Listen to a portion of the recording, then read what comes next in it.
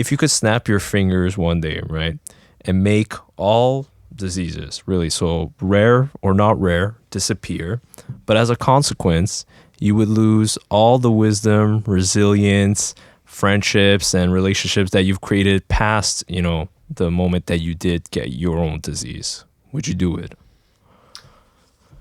It's a really tough question because I think because it plays into a decision that not only affects myself but other people. I think for myself, I don't think that I would necessarily want to change the journey that I've been on. And I know that's something that surprises people, but I see the direction that I was heading in my life. I was very focused, but I was also incredibly unfulfilled. And I kind of think about how miserable I was, even though my life looked so put together and ordered before I got sick. Like I was doing well at school and I had a job in industry in my second year at uni, and I graduated at the top of the state. It was like, but it was never enough.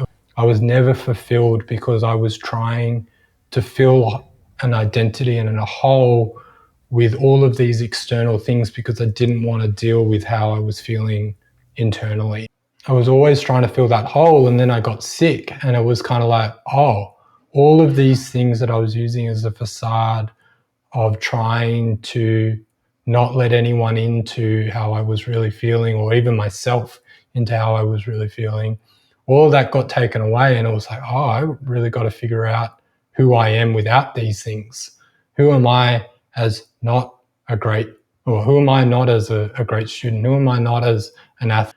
So for me, it was like this opportunity where everything got ripped away, and I had to decide how I was going to rebuild um, my own sense of identity.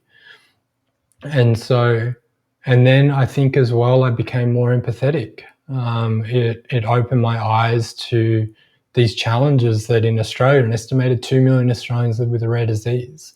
If I had never had this experience, I would never have been aware of that.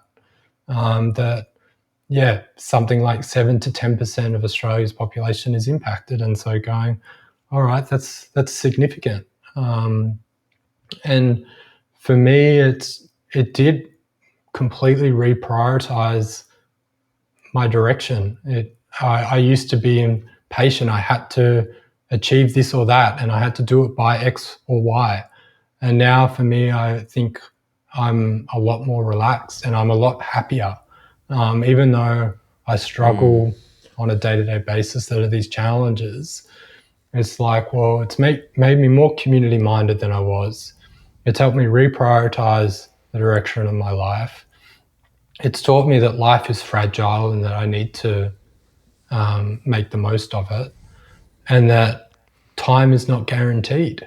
Um, and so, but I also know that that experience wouldn't necessarily be the same for everybody else. And so when you have this opportunity in our hypothetical setting to cure people of all diseases, it's like we're taking away a lot of pain and suffering, but is the alternative better?